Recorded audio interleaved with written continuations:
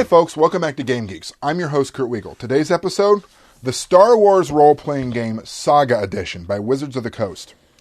I have sort of a love-hate relationship with Star Wars games because I have yet to find one that really does it for me, that really just hits every single note for me. I like to be the snob and say, I don't like Star Wars anymore. I liked it when I was a child, but not anymore. And, that's a damn lie. I hear the Star Wars theme music, I see that big symbol, and I turn into a 6 or 7-year-old kid again, gleefully giggling in the theater, waiting to see what happened next. I'll admit it, I'm a sucker for Lucas as much as he irritates me sometimes. This version of the game is a complete overhaul of the D20 system and used in Star Wars.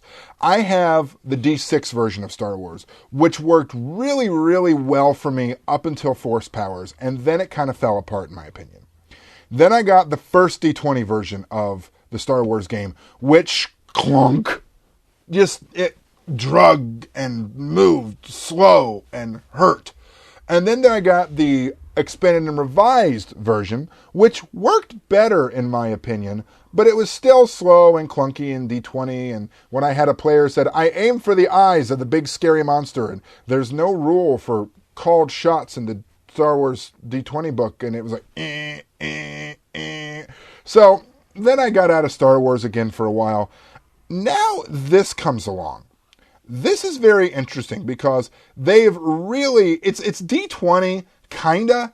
It's D20 a little, but they've overhauled a lot of it, and they made it work really well, in my opinion. While I'm still eternally questing for the perfect Star Wars game, this is the closest I've come to it. It's still D20. You still have your standard 6 attributes. You still have a core of races to choose from, although each race brings something different to the party. Now, instead of a lot of strange, why is it that way, most of the races get a free reroll on any failed check that they make, although they have to keep the second one. A lot of them have bonuses to certain types of skills. Then there are the classes, and they've really streamlined the classes down. The classes are now Jedi, Noble, Scoundrel, Scout, and Warrior. That's it. Fringer, gone. Different flavors of Jedi, gone. Inside the classes, though, is what's interesting. This reminds me a lot of D20 Modern, because in alternating levels in your classes, you either get a bonus feat or you get some sort of talent. You get to choose from the talent tree of what it is. Then there are a wide variety of prestige classes. One of the things I like about this is they actually say, hey, we put the Jedi Masters and the Sith Lords in the same book. How crazy is that? Which none of the other books had really done, in my opinion. You had the Jedi stuff, but, no player would ever want to play a Sith Lord. Yeah, but your GM's going to make you fight one at some point. I mean, it's Star Wars. If you're not fighting a Sith Lord, you're playing Farscape. So what else about this? Well, what's neat is they've done away with an armor class or a defense check. It all comes down to a reflex save now. And you've still got your standard 3 saves, reflex, will, and fortitude, but now each class gets a one-time modifier to their save, be it reflex, be it fortitude, be it willpower. And then you also add your class level into that. So if you're a 6th level character, you add a 6 to that automatically. So you do go up in each one of those at every level, which is a nice switch. Defense is tied into your reflex save now. That's nice too. The skill set has been pretty nicely condensed, in my opinion. And what's neat here is the only skill you cannot use untrained is use the Force. You have to have the Force-sensitive feat, which comes built into the Jedi, or you can buy it. So anyone can be a Force user. And there's a small pool of powers that every Force user can have.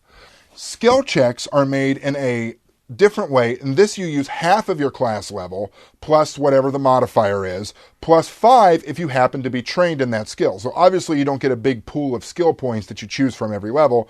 In fact, if you don't want them to, your skills that you're trained in never change. You actually have to buy those with feats. Ah, yes, feats. I've come to discover my least favorite part of D20 are the feats. That adds a level of complexity and a lot of head scratching. And do I want this feat? And this feat's a prerequisite for that feat. I really feel like they tie it in nicely here. That works well. The damage also, the attack bonus, you don't actually, your attack bonus goes up with your level, so you don't add with your class. It goes up according to your class, I should say. So you don't add your level or half your level there, but you do add half your level to every damage roll you make. So the higher level you are, the harder you can punch. This is a really nice, clean, well-run. It runs quickly. There are still some quirks on how things work, but it works well. As of the time of this filming, there is one supplement for this. It is Starships of the Galaxy. It's a really cool book. It has ships from every era. The three principal eras covered in this are the Rise of the Empire, the Rebellion era, and the New Jedi Order era. Future books are coming out. For example, one of the first books planned is the Force Unleashed era, which deals with the upcoming computer game. The one I'm looking forward to the most is the Knights of the Old Republic era, which deals with those two computer games and sort of bringing that 4,000 years before the Battle of Yavin to your table. If you like Star Wars, this is really a very interesting game to get your hands on and run with. If you have any questions or comments, please feel free to email us at knwiegel@yahoo.com. For Game Geeks, I'm your host, Kurt Wiegel. Good day and good gaming.